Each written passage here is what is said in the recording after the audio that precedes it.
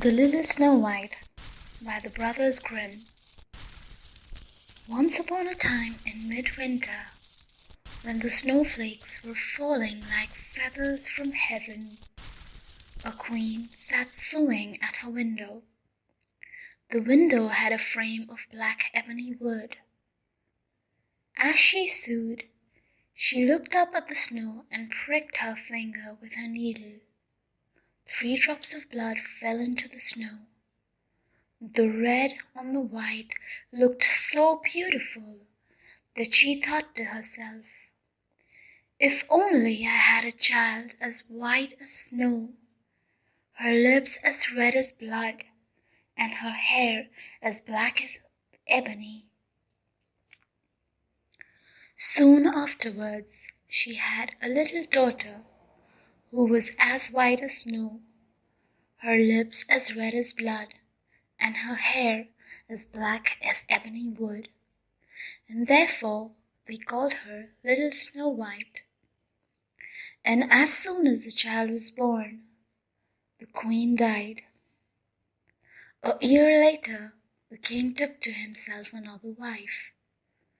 She was a beautiful woman, but she was so proud and so arrogant, and she could not stand it if anyone might surpass her in beauty. She had a magic mirror. Every morning she stood before it, looked at herself and said, "Mirror, mirror on the wall, who in this land is fairest of all?" And to this the mirror answered, "You, my queen, are the fairest of all." Then she was satisfied, for she knew that the mirror spoke the truth. Snow White grew up and became ever more beautiful. When she was 7 years old, she was as beautiful as the light of day, even more beautiful than the queen herself. One day when the queen asked the mirror, "Mirror, mirror on the wall, who in this land is fairest of all?" it answered, "You, my queen, are fair, it is true, but Snow White is 1,000 times fairer than you." The queen took fright and turned yellow and green with envy. From that hour on, whenever she looked at Snow White, her heart turned over inside her body. So great was her hatred for the girl, the envy and pride grew, greater and greater by the day, like a weed in her heart, until she had no peace by day or night. Then she summoned a huntsman and said to him, "Take Snow White out into the woods. I never want to see her again. Kill her, and as proof that she is dead, bring her lungs and liver back to me." The huntsman obeyed and took Snow White into the woods. He took out his hunting knife and was about to stab it into her innocent heart when she began to cry, saying, "Oh, oh dear huntsman, let me live. I will run into the wild woods and never come back." Because she was so beautiful, the huntsman took pity on her, and he said, "Run away, you poor child, run." He thought, the wild animals will soon devour her. But still it was as if a stone had fallen from his heart, for he would not have to kill her. Just then a young boar came running by. He killed it, cut out his lungs and liver, and took them back to the queen as proof of Snow White's death. The cook had to boil them with salt, and the wicked woman ate them, supposing that she had eaten Snow White's lungs and liver. The poor child was now all alone in the great forest, and she was so afraid that she just looked at all the leaves on the trees and did not know what to do. Then she began to run. She ran over sharp stones and thorns, and wild animals jumped at her, but they did not harm her. She ran as far as her feet could carry her, and just as evening was about to fall, she saw a little house and went inside in order to rest. Inside the house, everything was very small, but so neat and clean that no one could say otherwise. There was a little table with a white tablecloth and 7 little plates, and each plate had a spoon. There were 7 knives and forks, and 7 mugs as well. Against the wall there were 7 little beds, all standing in a row and covered with snow-white sheets. Because she was so hungry and thirsty, Snow White ate a few vegetables and a little bread from each little plate, and from each mug she drank a drop of wine. Afterwards, because she was so tired, she lay down on a bed, but none of them felt right. One was too long, the other too short, until finally the 7th one was just right. She remained lying in it, entrusted herself to God, and fell asleep. After dark, the masters of the house returned home. They were the 7 dwarfs who picked and dug for ore in the mountains. They lit their 7 candles, and as soon as it was light in the house, they saw that someone had been there, for not everything was in the same order as they had left it.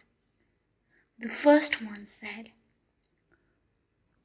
"Who has been sitting in my chair?" The second one, "Who has been eating from my plate?" The third one, "Who has been eating my bread?" The fourth one, "Someone has been eating my vegetables." The fifth one, "Who has been sticking with my fork?" The sixth one, "Who has been cutting with my knife?" The 7th one, "Someone has been drinking from my mug." Then the first one saw that there was a little imprint in his bed, and said, "Who stepped on my bed?" The others came running up and shouted, "Someone has been lying in mine as well." But the 7th one, looking at his bed, found Snow White lying there asleep. The 7 dwarfs all came running up, and they cried out with amazement. They fetched their 7 candles and shone the light on Snow White. "Oh, good heavens! Oh, good heavens!" they cried. "This child is so beautiful!" They were so happy that they did not wake her up, but let her continue to sleep there in the bed. The 7th dwarf had to sleep with his companions, 1 hour with each one, and then the night was done. The next morning Snow White woke up, and when she saw the 7 dwarfs, she was frightened. But they were friendly and asked, "What is your name?" "My name is Snow White," she answered. "How did you find your way to our house?" the dwarfs asked further. Then she told them that her stepmother had tried to kill her, that the huntsman had spared her life, that she had run the entire day, finally coming to their house. The dwarf said, "If you will keep house for us, cook, make our beds, wash, sew, and knit, and keep everything clean and tidy, then you can stay with us, and you shall have everything you want." "Yes," said Snow White, "with all my heart." So she kept house for them.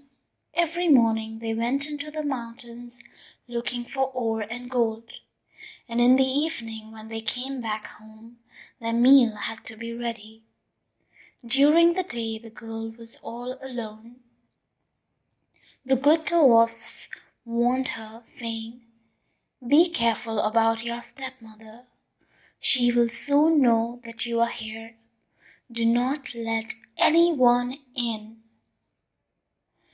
Now the queen, believing that she had eaten Snow White's lungs and liver, could only think that she was again the first and the most beautiful woman of all. She stepped before her mirror and said, "Mirror, mirror on the wall, who in this land is fairest of all?" And the mirror answered, "You, my queen, are fair, it is true, but Snow White, beyond the mountains, with the 7 dwarfs, is still 1,000 times fairer than you." This startled the queen, for she knew that the mirror did not lie, and she realized that the huntsman had deceived her, and that Snow White was still alive. Then she thought and thought again how she could kill Snow White. For as long as she was not the most beautiful woman in the entire land, her envy would give her no rest. At last she thought of something. Coloring her face, she disguised herself as an old peddler woman, so that no one would recognize her. In this disguise, she went to the house of the 7 dwarfs. Knocking on the door, she called out, "Beautiful wares for sale! Beautiful wares for sale!" Snow White peered out of the window and said, "Good day, dear woman. What do you have for sale?" "Good wares, beautiful wares," she answered. "Bodice laces in all colors." And she took out one that was braided from colorful silk. "Would you like this one?" "I can let that honest woman in," thought Snow White, then unbolted the door and bought the pretty bodice lace. "Child," said the old woman, "how you look! Come, let me lace you up properly." The unsuspecting Snow White stood before her and let her do up the new lace. But the old woman pulled so quickly and so hard that Snow White could not breathe. "You used to be the most beautiful one, but now you're dead," said the old woman, and hurried away. Not long afterwards, in the evening time, the 7 dwarfs came home. How terrified they were when they saw their dear Snow White lying on the ground, not moving at all, as though she were dead. They lifted her up, and seeing that she was so tightly laced, they cut the lace in two. Then she began to breathe a little, and little by little she came back to life. When the dwarfs heard what had happened, they said, "The old peddler woman was no one else but your godless queen. Take care and let no one in when we're not with you." When the wicked woman returned home, she went to her mirror and asked, Mirror, mirror on the wall, who in this land is fairest of all?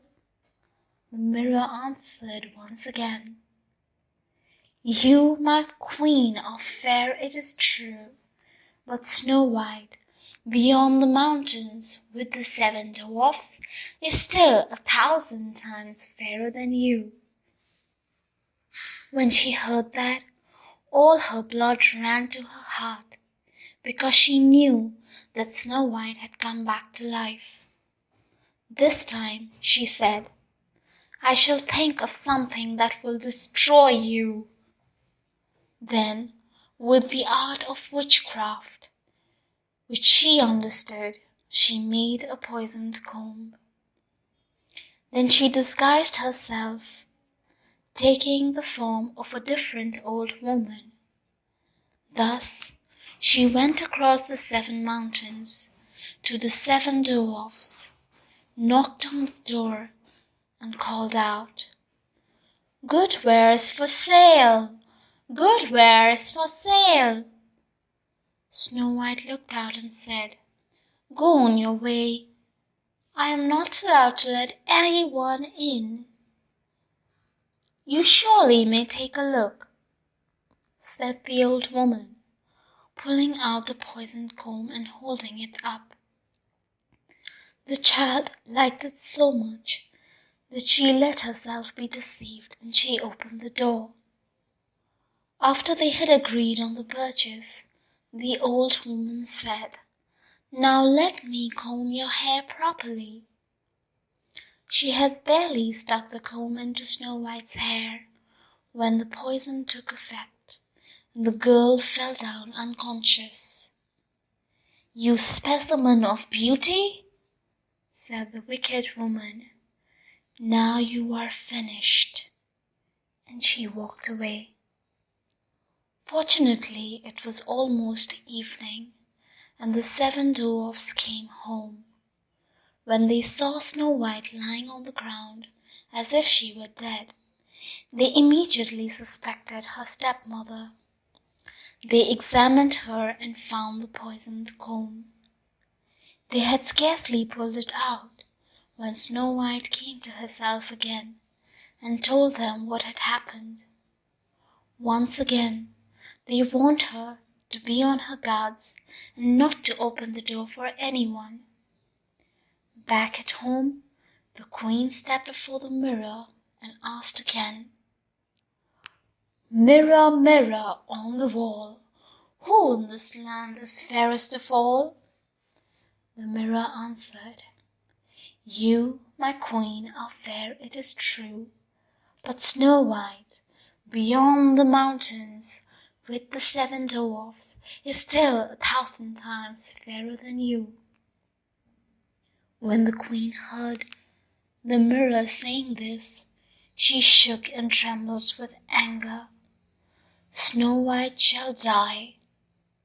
She shall die, and if it costs me my life, so be it, she shouted. Then she went into her most secret room.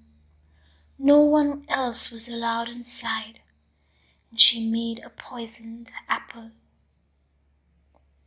From the outside it was beautiful, with white cheeks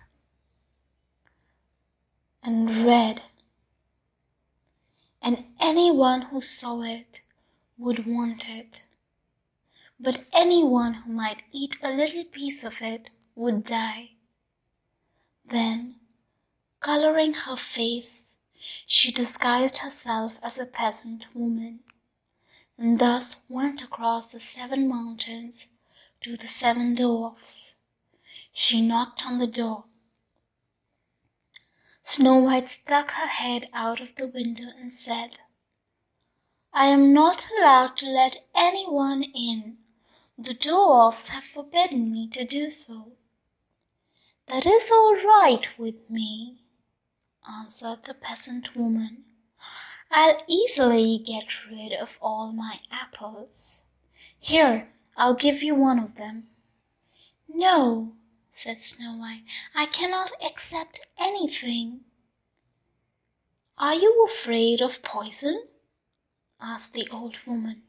"Look, I'll cut the apple in two. You eat the red half, and I'll eat the white half." Now the apple had been so artfully made that only the red half was poisoned. Snow White longed for the beautiful apple, and when she saw that the peasant woman was eating part of it, she could no longer resist, and she stuck her hand out and took the poisoned half. She barely had a bite in her mouth when she fell to the ground dead. The queen looked at her with a gruesome stare, laughed loudly and said, "White as snow, red as blood, black as ebony wood. This time the dwarfs cannot awaken you." Back at home, she asked her mirror, "Mirror, mirror on the wall, who in this land is fairest of all?" The mirror finally answered, "You, my queen, are fairest of all." Then her envious heart was at rest, as well as an envious heart can be at rest. When the dwarfs came home that evening, they found Snow White lying on the ground. She was not breathing at all. She was dead. They lifted her up and looked for something poisonous. They undid her laces. They combed her hair. They washed her with water and wine, but nothing helped. The dear child was dead, and she remained dead. They laid her on a bed, and all seven sat next to her and mourned, and cried for 3 days. They were going to bury her, but she still looked as fresh as a living person, and still had her beautiful red cheeks. They said, "We cannot bury her in the black earth." And they had a transparent glass coffin made, so she could be seen from all sides. They laid her inside, and with golden letters wrote on it her name, and that she was a princess. Then they put the coffin outside on a mountain, and one of them always stayed with it and watched over it. The animals too came and mourned for Snow White. First an owl, then a raven, and finally a dove. Snow White lay there in the coffin a long, long time, and she did not decay, but looked like she was asleep, for she was still as white as snow, and as red as blood, and as black-haired as ebony wood. Now it came to pass that a prince entered these woods, and happened unto the dwarf's house, where he sought shelter for the night. He saw the coffin on the mountain with the beautiful Snow White in it, and he read what was written on it with golden letters. Then he said to the dwarfs, "Let me have the coffin. I will give you anything you want for it." But the dwarfs answered, "We will not sell it for all the gold in the world." Then he said, "Then give it to me, for I cannot live without being able to see Snow White. I will honor her, respect her as my most cherished one." As he thus spoke, the good dwarfs felt pity for him and gave him the coffin. The prince had his servants carry it away on their shoulders. But then it happened that one of them stumbled on a brush, and this dislodged from Snow White's throat the piece of poisoned apple that she had bitten off. Not long afterwards, She opened her eyes, lifted the lid from her coffin, sat up, and was alive again. "Good heavens! Where am I?" she cried out. The prince said joyfully, "You are with me." He told her what had happened, and then said, "I love you more than anything in this world. Come with me to my father's castle. You shall become my wife." Snow White loved him, and she went with him. Their wedding was planned with great splendor and majesty. Snow White's godless stepmother also was invited to the feast. After putting on her beautiful clothes, she stepped before the mirror and said, "Mirror, mirror on the wall, who is the fairest of us all?" The mirror answered, "You, my queen, are fair, it is true, but the young queen is 1,000 times fairer than you." The wicked woman uttered a curse, and she became so frightened that she did not know what to do. At first she did not want to go to the wedding, but she found no peace. She had to go and see the young queen. When she arrived, she recognized Snow White, and terrorized, she could only stand there without moving. Then they put a pair of iron shoes into burning coals. They were brought forth with tongs and placed before her. She was forced to step into the red-hot shoes and dance until she fell down dead. Snow White and the prince got married, and they lived happily ever after.